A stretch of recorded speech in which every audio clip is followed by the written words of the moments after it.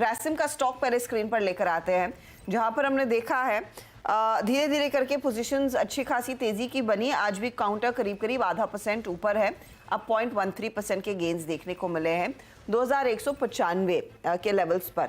अब ग्रासिम की हम चर्चा इसीलिए कर रहे हैं क्योंकि अगले 10 दिनों में जब ये महीना अपनी समाप्ति की तरफ बढ़ेगा, या फिर 8 दिनों में रादर, ग्रासिम अपना जो पहला पेंट प्लांट है वो कमीशन होता दिखाई करेगा। तो उसके कॉन्टेक्स्ट में हम आपको पूरी इंडस्ट्री की पिक्चर पेश कर रहे हैं। बाजार में जो लिस्टेड कंपनियां हैं, जो मार्केट के रंगबाज हैं, वो अब आपके सामने लेकर आते हैं।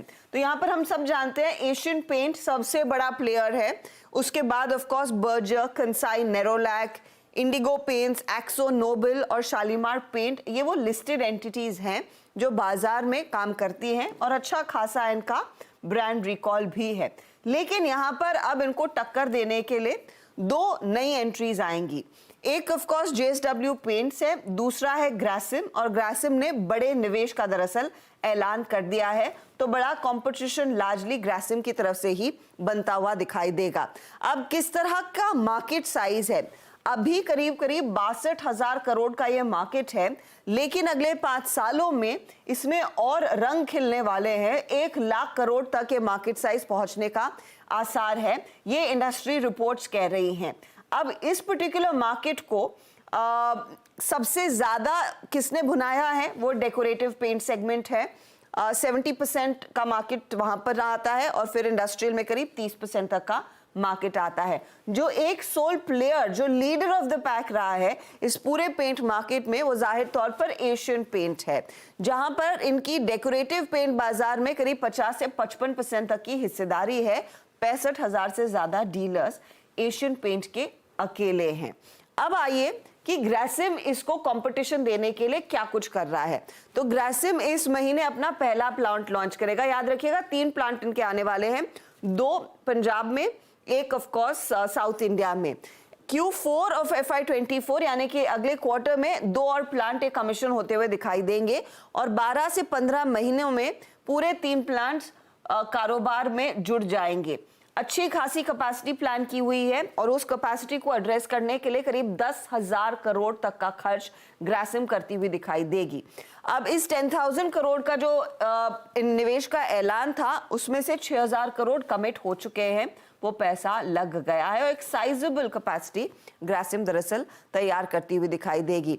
अब देखिए, ये बस बाय द वे नहीं आ रहे हैं, कंपनी का प्लान यही है कि एक प्रॉफिटेबल नंबर 2 प्लेयर उभर कर आएंगे। ये इनफैक्ट कुमार मंगलम बिरला ने पिछले साल अपनी एजीएम में स्पेसिफिकली कहा था कि पेंट बिजनेस इनका नेक्स्ट इंजन ऑफ ग्रोथ रहेगा, और एक प्रॉफिटेबल नंबर 2 पोजीशन पर ये आएंगे, यानी कि बाकी के प्लेयर्स को कड़ा टक्कर देने को तैयारी कर चुका है ग्रासिम। इस लिहाज से जेफरीज इस पर्टिकुलर स्टॉक पर बुलिश हो गया है। टारगेट इन्होंने 2300 का ही दिया है, स्टॉक नियरली 2200 के आसपास ट्रेड कर रहा है, लेकिन जैसे ही वो दरअसल फैसिलिटी कमीशन होगी, आई एम श्योर कुछ और ब्रोकरेजेस के रेडार पर भी आएगा। तो हम आपको पहले ही बता रहे हैं, ये एक स्टॉक है जिस पर आपकी नजरें होनी चाहिए। चलिए, इस मोड पर हम लेंगे एक छोटा सा ब्रेक। ब्रेक में जाते जाते इंडेक्स का हाल आपकी स्क्रीन पर लेकर आते हैं, जहां पर आज ऊपरी लेवल से मोमेंटम थोड़ा सा फीका पड़ा है, लेकिन कोशिश लगी है कि करीब करीब 7 पॉइंट की तेजी देखने को मिलेगी। चलिए, हमारे जानकारों ने जो ट्रेड्स दिए हैं वो अपडेट भी, I am sorry I forgot, आपके सामने पेश करते हैं। इंजीनियर्स इंडिया 255 का टारगेट है, वो होल्ड कर रहे हैं ट्रेड। अरुण कुमार मंत्री, हुडको जोड़ा 230 का टारगेट है, 196 स्टॉप लॉस। रिटर्न्स क्या बन रहे हैं ये आपकी स्क्रीन पर आ जाएंगे। EIL ड्रैग कर रहा है, हुडको 0.22% का रिटर्न दे रहा है। प्रदीप ने सनफार्मा जोड़ा, 1600 का टारगेट, 1519 का स्टॉप लॉस है। बाय साइड का ये ट्रेड है। इस घंटे ये स्टॉक 0.09% तक का एडिशनल ट्रेड जोड़ रहा है। ओशो ने 1 ट्रेड कैरी किया और 2 जोड़े हैं। जो कैरी किया है वो है Tata Comm, 1880 target, 1795 stop loss. Aarti industry 735 का टारगेट है, 688 का स्टॉप लॉस। गोदरेज कंज्यूमर अभी जोड़ा, 1300 का टारगेट, 1208 का स्टॉप लॉस इन्होंने दिया है।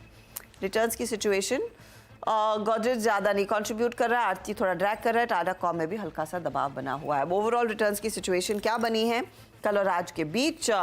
सिचुएशन ये है कि प्रदीप के 1% के रिटर्न्स अब 0.76% हो गए हैं।